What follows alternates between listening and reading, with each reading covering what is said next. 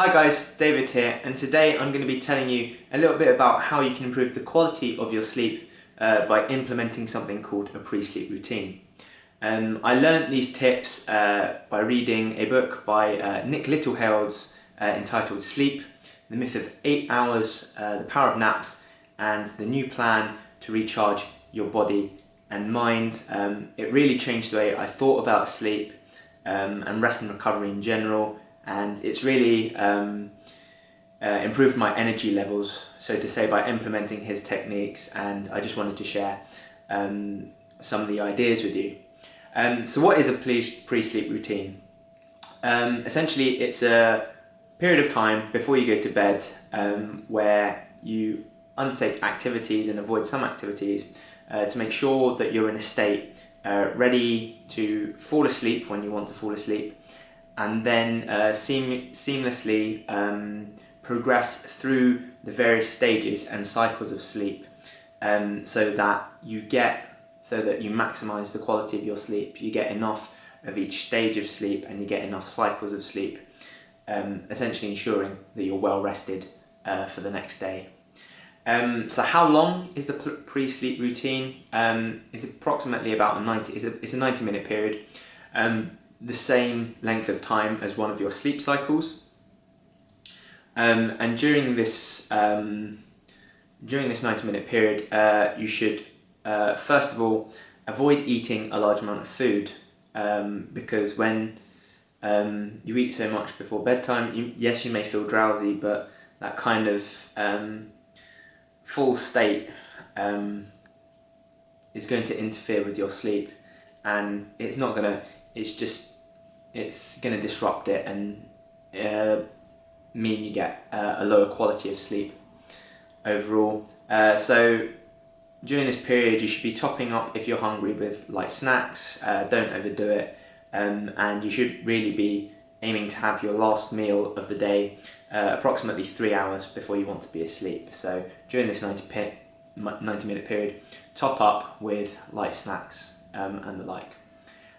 Also during this period, you should be taking on your last fluids, enough to make sure that you're not thirsty throughout the night, but then again, not too much so that you need the toilet, because in both of those cases, you're going to wake up during the middle of the night, potentially during the middle of the cycle, and again disrupt the quality of the sleep that you're getting.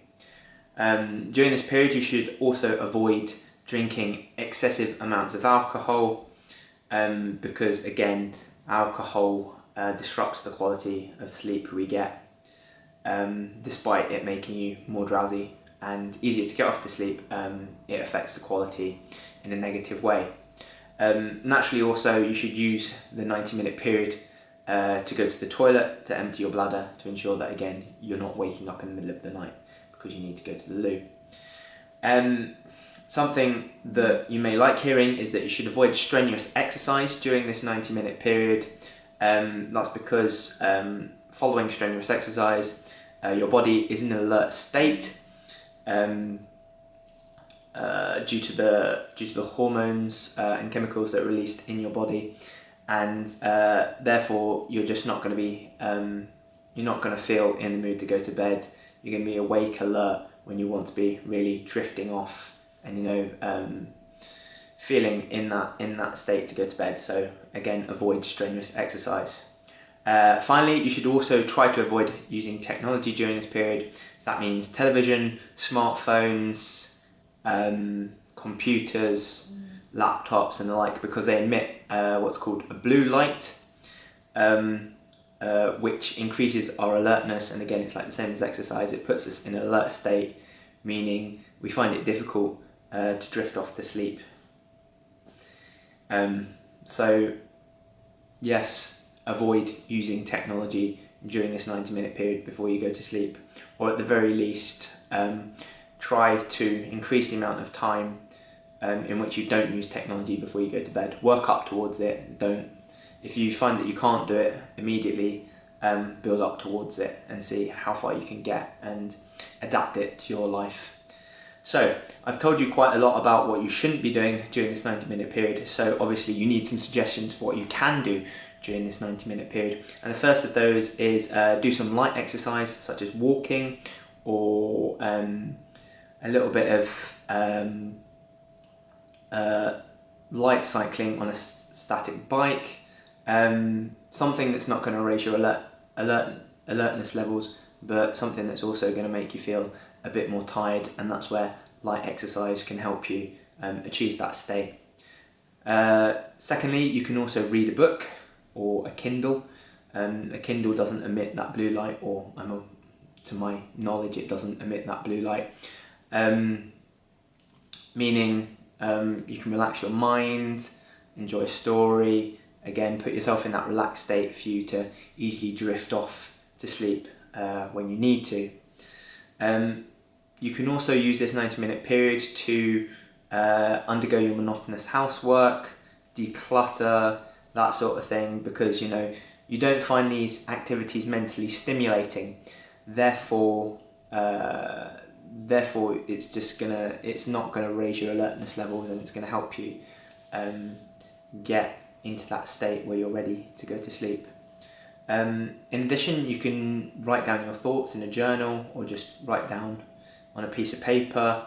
This allows you to put any outstanding thoughts or worries to the side for the day, and you feel as though you've dealt with them before you go to sleep, so to say, and that's going to avoid you feeling anxious about these thoughts and feelings when you're asleep, and it's going to therefore help you to avoid waking up essentially during the middle of the night. So writing down your thoughts in a journal or diary can be a really good way of helping to calm your mind before going to sleep, and ensuring that you don't wake up in the middle of the night anxious. In order to help with that, you can also make yourself feel secure by locking your doors, windows, finding your favourite teddy bear, having a picture of loved ones by your bedside table. It's just, again, making yourself feel comfortable and reducing your anxiety that something's going to threaten your security whilst you're asleep. Finally, during this period, you should try and actively try and think to breathe through your nose as opposed to your mouth, because breathing through your mouth leads to snoring, and therefore obviously breathing through your nose is going to thinking about breathing through your nose is going to get you in that kind of same sort of, you're doing the same things when you're sleeping, trying to breathe through your nose and relax yourself more. In regards to your environment, you should be moving from a warm state to a cooler state. So you should try and make your bedroom cooler than the rest of your house. Cooler, that is to say, not cold. Not cold so that you're uncomfortable and find it difficult to go to sleep, but just generally cooler than the rest of your house. You can try doing this by having a warm shower, again, not hot shower. So it's just that trying to achieve a body temperature drop, which helps your body to produce the melatonin to make you feel drowsy and get off to sleep. And finally, the last point is move from a light state to a dark state. You can achieve this by dimming your lights throughout the 90-minute period, or again using a system where you move from your light living room down to your bedroom, which is dark. Progressively turn off lights to again move from a light state to a dark state, which is going to help your body produce the melatonin, the sleep chemical, to help you go off to sleep. So I hope you found these tips interesting, and you can take some of them forward into creating your pre-sleep routine and implementing it into your daily life to improve the quality of your sleep. But that's all from me this week. Thanks, guys.